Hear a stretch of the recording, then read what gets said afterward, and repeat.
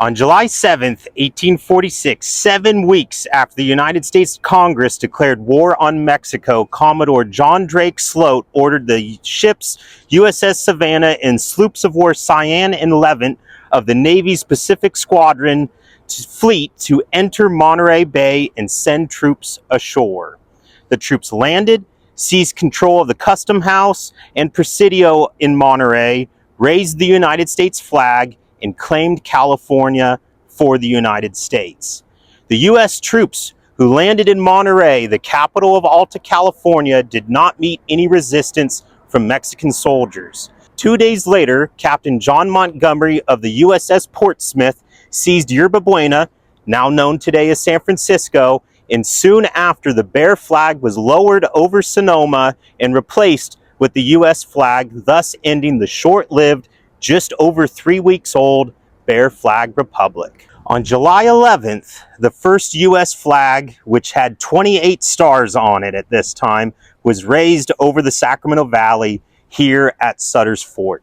The flag was sent to the fort by Navy Lieutenant Joseph Warren Revere, the grandson of Paul Revere. In John Sutter's memoirs, he stated, "When the Star-Spangled Banner slowly rose on the flagstaff, the cannon began and continued until nearly all the windows were broken." The next day, by orders by John Charles Fremont, Sutter was removed to control of Sutter's Fort, and Edward Kern was placed in charge of the establishment. It's interesting to note that even in the New Helvetia Diary, which was the daily logbook that was kept here in the clerk's office at the fort, that it ends on July 11th, 1846. The last entry departed several men from the fort to join Captain Fremont's company. So that's why there's no entries here in the diary again until May 1847. John Sutter has no longer access to the central building, nor do his clerks have access. During the Mexican-American War, Sutter's Fort was renamed Fort Sacramento. It was really only during this time that the fort was used for military purposes. Members of the Bear Flag Revolt enlisted in Fremont's California Battalion, the California Native American militia at Sutter's Fort, who also served as the vaqueros who tended to the cattle here in New Helvetia. That's the name of John Sutter's land grant, were also conscripted in the battalion as well.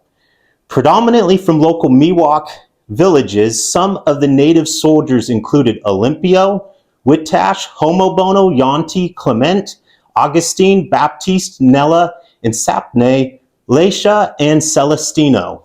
A full list of the soldiers, how much they were paid, along with life here in the Sacramento Valley during the war, and even the rescue of the Donner Party, can be found in the Fort Sutter Papers by Edward Kern, which is now in the public domain. There were no real battles here in Northern California, but the crops and the cattle here from Sutter's Fort was used to feed the soldiers. The original cannon, known to history as the Sutter gun, was used during some of the battles of the Mexican-American War in California. This cannon, which Sutter lost during the Revolution of 1845 in Southern California, was found by Charles Weber, later the founder of the city of Stockton, and used by the California Battalion during the Battle of San Pasqual, which was December 6, 1846, the Battle of Rio San Gabriel, January 8, 1847, and the Battle of Los Angeles on January 9, 1847.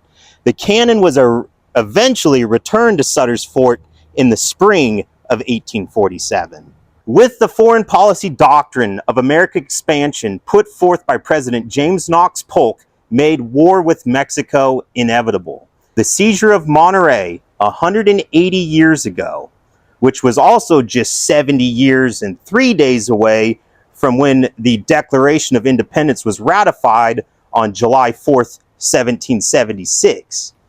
This seizure of Monterey encapsulates the very fabric of manifest destiny of the 1840s and the American colonization of the West.